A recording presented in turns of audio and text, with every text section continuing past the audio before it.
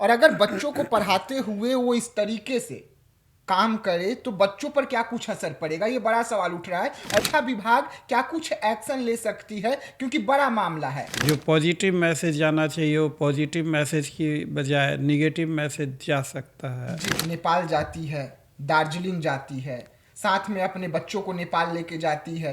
एक आखिरकार माँ अपने आशिक के साथ एक रूम में, एक बेडरूम में क्या कुछ कर रही है। उसके बाद हाई वोल्टेज ड्रामा होता है हाजीपुर में, पुलिस भी पहुंचती है, 112 की टीम पहुंचती है। उसके बाद हाई वोल्टेज ड्रामे के बाद अब पति भी कह रहा है कि मुझे डिवोर्स चाहिए।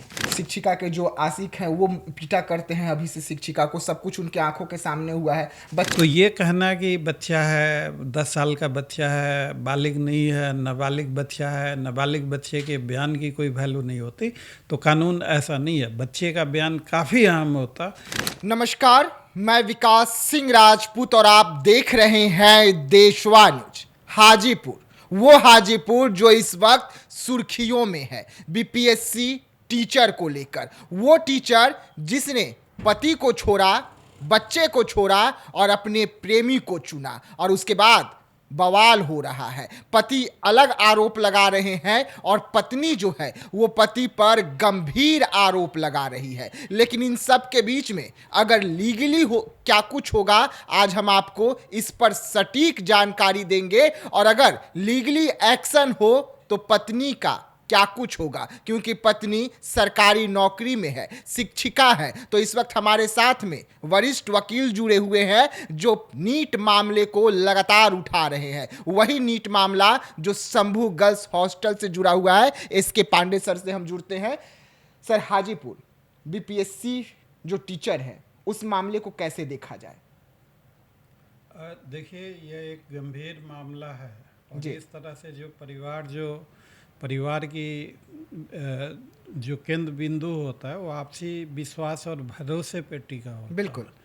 तो यह कहीं ना कहीं हमारे समाज के नैतिक मूल्यों का एक तरीके से ह्रास हो रहा है जी। और कानून को इस पे सख्ती से पेश आना चाहिए। अब ये सारी चीज़ें हमारे, अब देखिए, एक माइंडसेट होता है सोसाइटी का। जी। तो जो परिवार की कल्पना हमारे समाज में की जाती है, वो कानून जो है हर देश में अलग अलग होता है। अब जैसे देखिए, हमारे देश में थोड़ा ये सारी चीज़ें उतनी अच्छी नहीं मानी जाती हैं, जी। तो कानून भी इसी तरीके से है। तो निसंदेह यह अच्छा तो नहीं कहा जा सकता, इससे समाज पे भी बुरा असर पड़ता है, आने वाले पीढ़ियों पे एक निगेटिव मैसेज आता है। तो इन हालातों को और ऐसी स्थितियों को सख्ती से निपटने की आवश्यकता है। बिल्कुल सख्ती से निपटने की आवश्यकता है। लेकिन अगर हम लीगली जाएं तो क्योंकि वो एक बीपीएससी की टीचर है, स्कूल में बच्चों को पढ़ाती है, और अगर बच्चों को पढ़ाते हुए वो इस तरीके से काम करे तो बच्चों पर क्या कुछ असर पड़ेगा, ये बड़ा सवाल उठ रहा है। और इसमें शिक्षा विभाग क्या कुछ एक्शन ले सकती है, क्योंकि बड़ा मामला है। देखिए, विभागीय जांच होनी चाहिए इसमें, और विभागीय जांच में अगर दोषी पाया जाता है तो विभाग को, डिपार्टमेंट को पूरा अधिकार होता है कि जो भी मुनासिब विधि सम्मत कार्रवाई है वो ले सकते हैं, कर सकते हैं। लेकिन अब इस तरह का आरोप अगर बच्चों को पता लगे तो स्वाभाविक है कि सोसाइटी में एक जो पॉजिटिव मैसेज जाना चाहिए वो पॉजिटिव मैसेज की बजाय निगेटिव मैसेज जा सकता है। जी। ऐसे इन हालातों में जी, निगेटिव मैसेज तो जा सकता है। लेकिन अगर हम बात करें, एक पत्नी अब नेपाल जाती है, दार्जिलिंग जाती है, साथ में अपने बच्चों को नेपाल लेके जाती है, एक ही रूम में अपने हस्बैंड के साथ रहती है और बच्चे को भी उसी रूम में रखती है, कहीं ना कहीं ये असर तो होगा ना बच्चों पर, कि आखिरकार माँ अपने आशिक के साथ एक रूम में, एक बेडरूम में क्या कुछ कर रही है। हाँ, बच्चे काफ़ी सेंसिटिव होते हैं। जी। बच्चे कुछ बोल पाएँ या ना बोल पाएँ, एक गुड पेरेंटिंग, अगर मान लीजिए ऐसा कहा जाता है, कानून में बहुत सारे मुकदमे हमने देखे हैं जो कानून ने इजाद किया, इर्रिट्राइबल ब्रेकडाउन थ्योरी ऑफ मैरिज। अगर फाइटिंग कपल हैं, अगर हस्बैंड वाइफ के बीच तनाव है तो सिर्फ उन्हीं के बीच ही यह तनाव नहीं होता, इसका काफ़ी निगेटिव इम्पैक्ट और प्रतिकूल असर बच्चों पे भी पड़ता है। और चूंकि बच्चे हमारे देश, हमारे समाज की रीढ़ है, यही आगे चलकर कुछ न कुछ, किसी न किसी महत्वपूर्ण भूमिका को निभाएंगे। तो इन चीज़ों को काफ़ी संजीदगी और काफ़ी संवेदना से देखने की ज़रूरत है। अब देखिए, किसी के अब कहने को तो यह भी कहा जा सकता है कि यह उनका व्यक्तिगत मसला है या उनका फ्रीडम है, लेकिन अब फ्रीडम एक समाज के नवनिर्माण के लिए, एक देश की तरक्की के लिए, तो ऐसी चीज़ों को तरजीह देना या मेरे व्यक्तिगत विचारों से और कानूनी नज़रों में भी यह ज़्यादा सही नहीं होगा।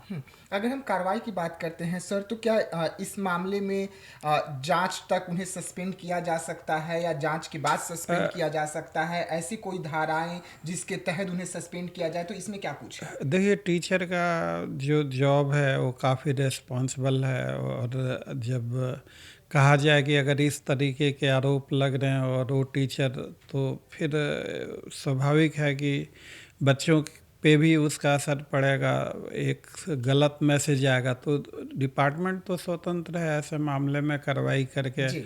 एक्शन भी लिया जा सकता है, वार्निंग भी दिया जा सकता है। अब किस तरह के साक्ष्य हैं, जांच कैसे होती है, जांच के दौरान लोगों के बयान क्या क्या आते हैं, उन सारे चीज़ों पे यह डिपेंड करेगा। लेकिन इस तरीके से करना हमारे, हालांकि देखिए, नैतिकता और कानून दो अलग अलग चीज़ें हैं, लेकिन नैतिकता और कानून कहीं ना कहीं नैतिक मूल्यों का पतन कर कर एक अच्छे समाज की स्थापना नहीं की जा सकती। नैतिकता को भी बरकरार रखना होगा, और व्यक्तिगत आज़ादी के भी संदर्भ में देखते हुए, तो नैतिकता को बिल्कुल ही ख़त्म कर देना मेरे हिसाब से वो अच्छा नहीं होगा। पत्नी 2023 में डिवोर्स का फाइल कर चुकी है। पति डिवोर्स देना नहीं चाहता था, लेकिन अब जो सारे हकीकत निकल कर सामने आए हैं, जब पति ने अपने आंखों से अपनी पत्नी को किसी गैर मर्द के साथ एक रूम में देखा, उसके बाद हाई वोल्टेज ड्रामा होता है हाजीपुर में। पुलिस भी पहुंचती है, 112 की टीम पहुंचती है। उसके बाद हाई वोल्टेज ड्रामे के बाद अब पति भी कह रहा है कि मुझे डिवोर्स चाहिए, लेकिन बच्चे का डिमांड कर दिया गया है। अब वो अधेड़ व्यक्ति अपने बच्चे के लिए फाइट कर रहा है। पत्नी कह रही है कि मुझे बच्चा चाहिए, और दोनों, जबकि इसके आशिक भी टीचर हैं, ये भी टीचर है। तो इसमें क्या कुछ होगा, क्योंकि बच्चे पर अब आकर तलवार लटका हुआ है, बच्चा पिस रहा है पति पत्नी के बीच। देखिए, यह अदालत को तय करना होता है कि बच्चे की कस्टडी किसको दी जाए। तो ऐसे केसेस में सबसे ज़्यादा इम्पोर्टेंट होता है कि बच्चे का बेहतर भविष्य किस तरफ होगा, फादर के साथ होगा या उसकी मदर के साथ होगा, वो तमाम घटनाक्रम देखा जाता, और साथ में बच्चे की इच्छा भी पूछी जाती है। तो बहुत सारे चीज़ों को साथ में देखते हुए अदालत किसी नतीजे पे क्या साक्ष्य हैं और किस तरह की दलीलें दी जाती हैं वहाँ पे। तो अब देखिए, अदालती फैसले के बारे में पूर्वानुमान कर पाना बहुत ही मुश्किल काम है, और अक्सर अदालती फैसलों का पूर्वानुमान मेरे हिसाब से वो अक्सर सही नहीं होता। तो अब इन परिस्थितियों में बच्चे का रुझान किस तरफ है। अब अगर मान लीजिए कि बच्चे का रुझान अपने फादर के तरफ है, बच्चे की क्या इच्छा है, तो उन चीज़ों पे अदालत तय करेगी। जबकि बच्चा कह रहा है कि मैंने सब कुछ अपने आंखों से देखा है, मम्मी को प्रेम अंकल जो है वो मम्मी को पीटा करते थे, यानी कि जो शिक्षिका के जो आशिक हैं वो पीटा करते हैं अभी से शिक्षिका को, सब कुछ उनके आंखों के सामने हुआ है। बच्चा कह रहा है कि मुझे मम्मी के पास किसी भी कीमत पर नहीं जाना है, पिता के साथ ही रहना है। तो बच्चा 10 साल का बच्चा है। देखिए, 10 साल के बच्चे थोड़ी बहुत तो समझते हैं, थोड़ी बहुत चीज़ों को जी। और अपनत्व तो अब देखिए, बच्चा तो अब शुरू से अपनत्व तो बच्चे के साथ मम्मी का, उसके पापा का व्यवहार कैसा रहा है, बच्चे के सुख सुविधाओं का किस तरह से बच्चे के साथ आप टाइम दे पाते हैं, उस पर बहुत सारी चीज़ें डिपेंड करती है। तो देखिए, अब कहने वाले तो ये भी कह सकते हैं, एक ऐसा मिसकंसेप्शन भी है कि छोटा बच्चा है, 10 साल का बच्चा, उसके बयान की अहमियत क्या है। तो कानूनी प्रावधानों में बच्चे जो हैं, कानून सिर्फ भारतीय साक्ष्य अधिनियम की धारा 124 ये कहती है कि गवाह होने के लिए कोई उम्र की आवश्यकता नहीं है। छोटे से छोटे उम्र के भी बच्चे भी, यहाँ तक कि हमने अब देखा है 5 साल का बच्चा, 6 साल का बच्चा, उसका बयान काफ़ी मायने रखता। जी। मायने इसलिए रखता कि बच्चे में छल फरेब नहीं होता, जो सच होता है वो सच्चाई बताते हैं। साथ में अदालत भी बहुत सावधानी से बच्चों के बयानों को देखती है कि कहीं बच्चे को कुछ पढ़ाया लिखाया समझाया तो नहीं गया है। लेकिन बच्चे को आप कितना भी पढ़ा लिखा समझा लीजिए, अगर सही तरीके से बच्चे से पूछा जाए तो बच्चे बता भी देते हैं कि उनको क्या पढ़ाया गया है। जी। तो ये कहना कि बच्चा है, 10 साल का बच्चा है, बालिग नहीं है, नाबालिग बच्चा है, नाबालिग बच्चे के बयान की कोई वैल्यू नहीं होती, तो कानून ऐसा नहीं है। बच्चे का बयान काफ़ी अहम होता और अदालत उस पर काफ़ी गंभीरता से विचार करती।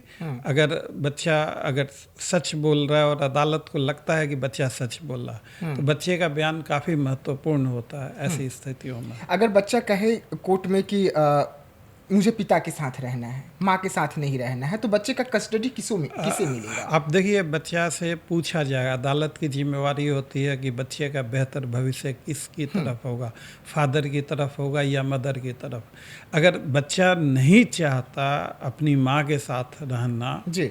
और अदालत देखती है कि अगर बच्चे का भविष्य माँ की तरफ बेहतर नहीं है, तो अदालत चाहे तो बच्चे की कस्टडी उसके पिता को भी दे सकती है। ऐसा कुछ भी नहीं है। 5 साल तक का जो बच्चा है तो उसका नेचुरल गार्जियन उसकी माँ मदर होती है। जी।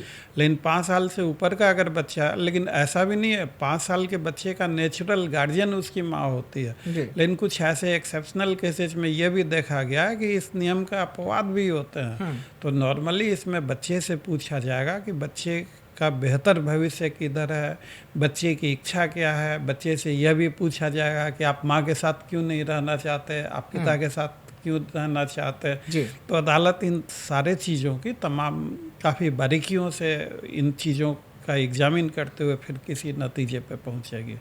तो मुझे तो उम्मीद है, जैसा कि आप बता रहे हैं, तो ऐसे केसेस में बच्चे की कस्टडी उसके फादर को मिल जानी चाहिए, ऐसा लगता है।